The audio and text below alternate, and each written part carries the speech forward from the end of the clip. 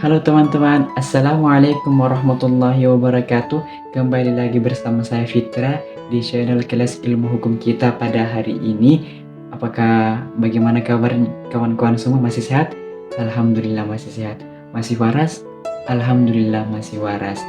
Baiklah, kepada kawan-kawan semua, pada hari ini saya akan berbagi ilmu pengetahuan lagi kepada kawan-kawan semua, yang dimana judul kita pada hari ini ialah perbuatan pidana. Nah, tanpa berlama-lama lagi, mari kita langsung masuk ke pembahasan materi. Let's go. Baik, mari kita masuk ke pembahasan. Pertama-tama mari kita kenal dulu istilah perbuatan pidana. Nah, perbuatan pidana itu biasa disebut sebagai peristiwa pidana, biasa disebut juga sebagai tindak pidana, ya, biasa juga disebut sebagai delik. Nah, delik ini merupakan istilah yang lebih populer dan lebih sering disebutkan di dalam peristiwa pidana. Nah, apa saja sih unsur-unsur delik itu? Nah, yang pertama, adanya perbuatan manusia. Nah, jikalau bukan perbuatan manusia, ya bagaimana mau dihukum? Jadi sudah pasti dilakukan oleh manusia. Yang kedua, adanya akibat perbuatan. Nah, dari perbuatannya itu menimbulkan sebuah akibat. Nah, terus yang ketiga, adanya sifat melawan hukum. Nah, sudah pasti perbuatan yang dilakukan manusia yang melawan hukum itu sudah pasti menjadi sebuah perbuatan pidana. Nah, yang keempat yaitu adanya keadaan-keadaan. Nah, keadaan-keadaan ini terdapat beberapa macam, akan tetapi tidak akan saya jelaskan pada pertemuan kali ini. Nah, setelah unsur objektif ada juga unsur subjektif. Nah, unsur subjektif ini terbagi menjadi dua.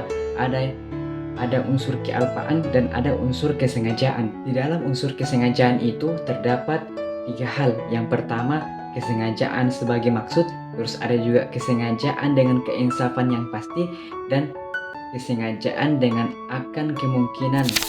Yang pertama, apa itu unsur kesengajaan sebagai maksud?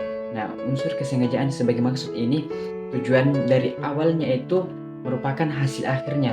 Misalnya ada seseorang yang dari rumahnya dia ingin melukai seseorang di sekolah. Nah, pas dia ke sekolah dia melukai orang tersebut. Nah, terus yang kedua, kesengajaan dengan keinsafan yang pasti. Maksudnya kesengajaan dengan keinsafan yang pasti ini ialah di mana ada seseorang yaitu misalnya dia ingin mencuri. Nah, akan tetapi dia itu tidak bisa mencuri jikalau dia tidak membunuh. Jadi niat dengan hasil akhirnya itu terdapat hal yang harus dilakukan terlebih dahulu. Terus selanjutnya itu ada kesengajaan dengan akan kemungkinan. Nah, maksudnya ini kesengajaan dengan akan kemungkinan di mana dia niatnya itu ingin melakukan sesuatu, akan tetapi di tengah dia ingin melakukan hal tersebut muncul sebuah akan kemungkinan. Contohnya ada seseorang yang ingin mencuri. Nah, pada saat dia mencuri itu tiba-tiba pemilik rumah bangun. Nah, karena pemilik rumah ini bangun, itulah merupakan sebuah kemungkinan yang dimana si pencuri ini harus membunuh si pemilik rumah agar dia bisa mencuri. Nah, seperti itu. Baik, yang terakhir yaitu unsur kealpaan. Nah, di dalam unsur kealpaan ini terdapat tiga hal juga. Yang pertama itu tidak berhati-hati. Nah, maksudnya tidak berhati-hati di sini misalnya ada orang dengan sengaja membalap-balap, dia tidak.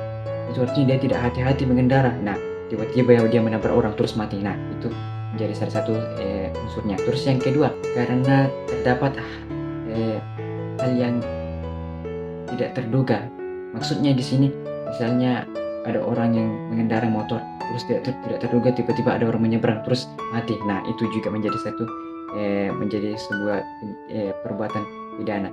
Terus yang ketiga itu adanya kelalaian. Maksudnya kelalaian di sini adanya pengendara itu dia tidak memeriksa dulu apakah remnya ini masih bagus, apakah motornya ini masih bagus, mobilnya masih bagus. Terus pada saat dia mengendara karena remnya ini tidak bagus, ditemukan bahwa motor dia tidak memeriksa karena kelalaiannya, sehingga dia itu menabrak orang dan mati.